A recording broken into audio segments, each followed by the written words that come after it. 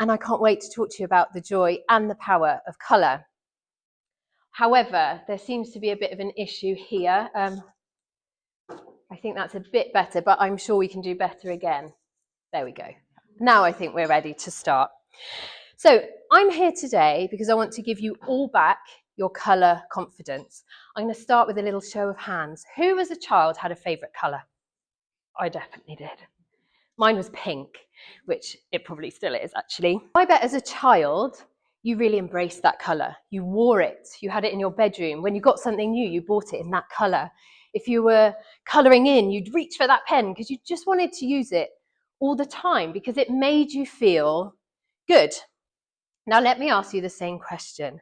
As an adult, who could confidently tell me what their favourite colour is? Oh, more of you than I thought. I'm impressed. But those of you who don't have a favourite colour, where's your joy? What happened to it? Because colour is joy. We do this weird thing in our society. As we grow up, we kind of judge people who wear colour. We think they're exuberant and self-indulgent, and we see those as bad. But I'm here to tell you, in your home, that is exactly where you should be, exuberant and self-indulgent. It should reflect you.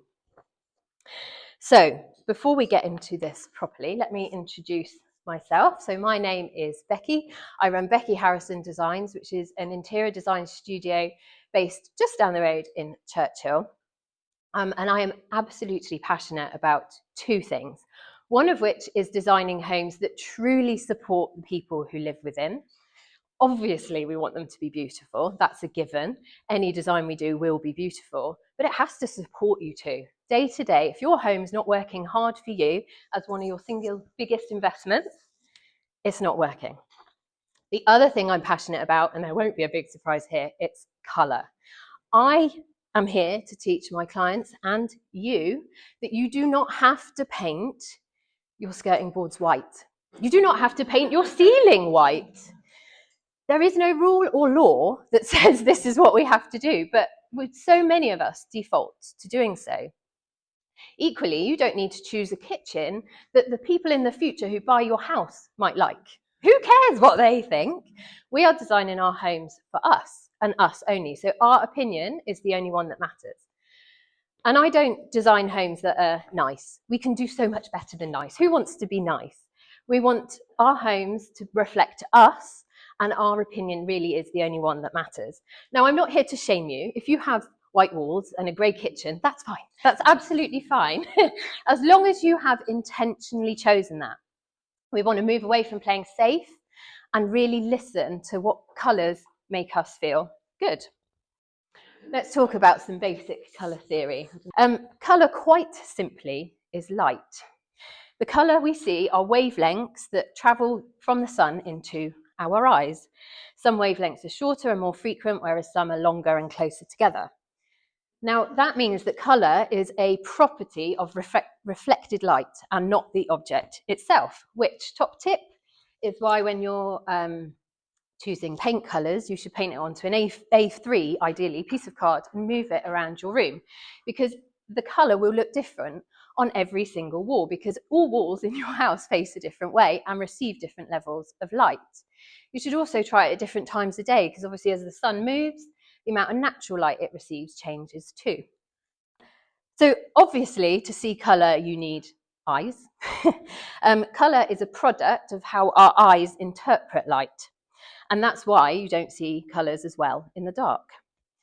Now, the components in our eyes that allow us to see light and colour are rods and cones. The rod allows you to see in low levels of light, and we have three cones as humans.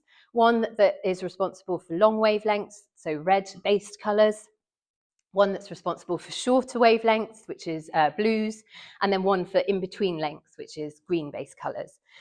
Fun fact, not all animals have the same number of cones as us. Dogs only have two, so they see colour very differently to us.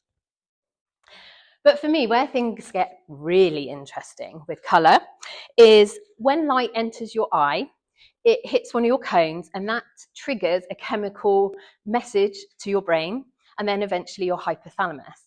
Now, the hypothalamus is responsible for, amongst other things, your metabolism, your appetite, sleep, your nervous system, and your sexual and reproductive functions. So this literally means that colour isn't just a visual stimulus, it actually is a physiological one as well. So it literally impacts how we feel. So when I'm designing a room for a client, we don't start with what colour would you like? We start with how do you want to feel in this space? That is always our starting point. And if you take nothing else away from today, that's what I want you to take away. When you're looking at a room, just close your eyes and think, how do I want to feel in here? And then your decisions will flow from that. Or maybe you think it doesn't matter. Perhaps you're happy to live in a world that looks like this. I, however, am not. I prefer to live in a world that looks like this. Colour really does affect how we feel, and that does matter. That really matters. It matters at home and it matters at work. But what I find so interesting is that the label we give to colour, and therefore how we interpret it, depends on our experience of it. Perhaps you hate blue because a boyfriend at school gave you something that was blue. We take these stories on with us. And there's also lots of research to suggest that men and women see colour differently, which perhaps is why we argue so much with our partners when we're trying to decorate. I don't have a resolution for that, I'm afraid. I wish I did, because I would be very rich. Also, how we see colour is impacted by the health of our eyes. If you have poor eyesight or any kind of issue with your eye, you'll see colours differently with less sharpness. Colour is also impacted by cultural meaning. So in the West, we tend to think pink is a girl's colour and blue is a boy's colour. But until the 1940s, that was actually the other way around, and all baby boys were put in pink. Now, no one really knows why that changed, but it has been attributed to a marketing campaign from an American department store, which goes to show the power of marketing, doesn't it? How you interpret colour is also impacted by where you live. So in the West, white is seen as pure, which is why all brides wear white, because of course it represents their virginity when they walk down the aisle. It has not been updated, that one, has it? But whereas in China, white represents death and mourning. So that colour has a really different impact depending where you live. It's also influenced by what language you speak, because not all languages have the same words or same number of words to describe colours.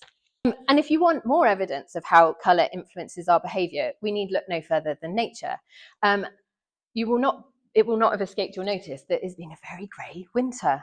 And grey is a really oppressive colour. When you go outside, it makes you feel a bit edgy, which is worth thinking about when you're bringing grey into your home.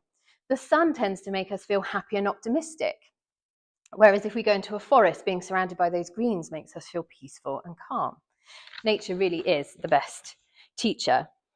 And we can delve even deeper into this by looking at psychological primaries. You'll know what primary colours are, but primary colours have a physiological effect on us as well.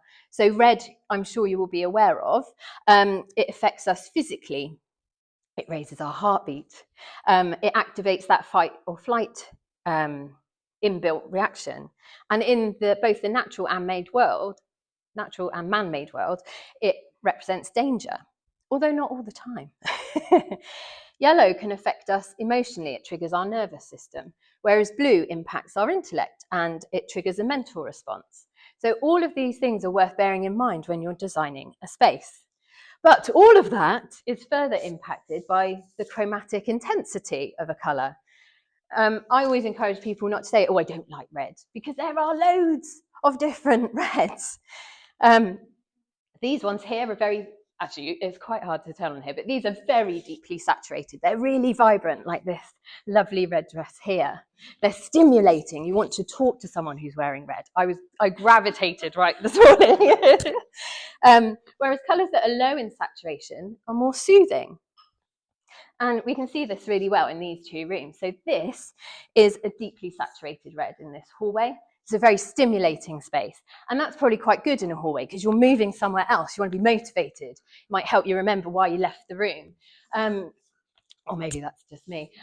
Whereas this room is more of a low saturation red. It's quite soothing. I really want to have a meal in that dining room.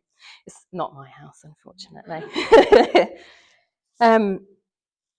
So yes, I think it's also important to highlight that there is a difference between adding colour to a room and designing with colour.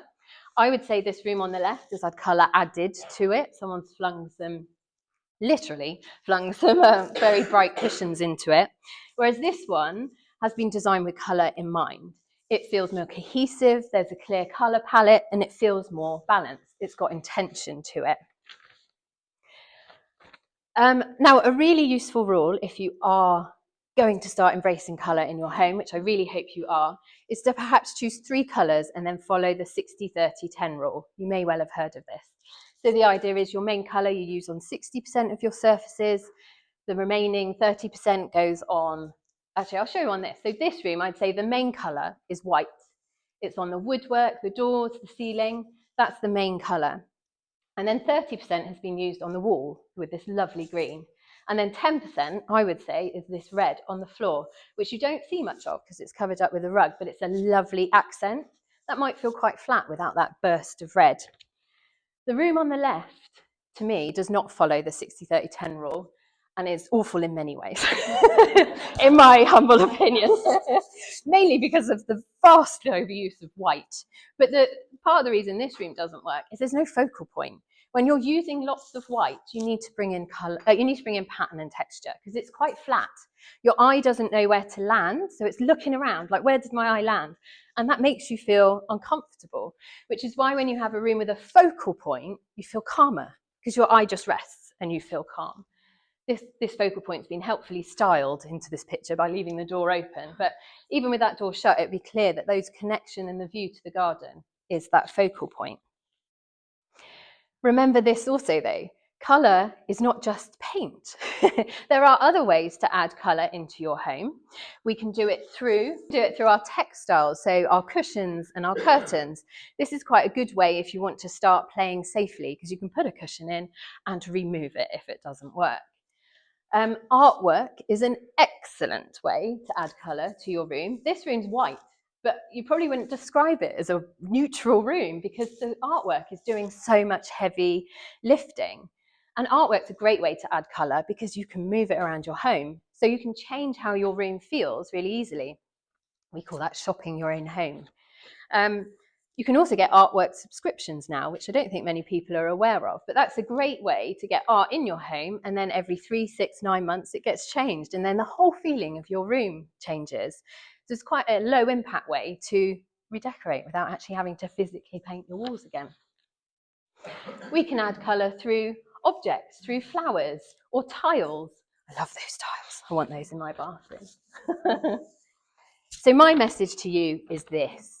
You have my permission to play with colour again and to embrace your joy, because I hope you can agree none of us want to live in a world that looks like this, which unfortunately, vast majority of our world does look like this.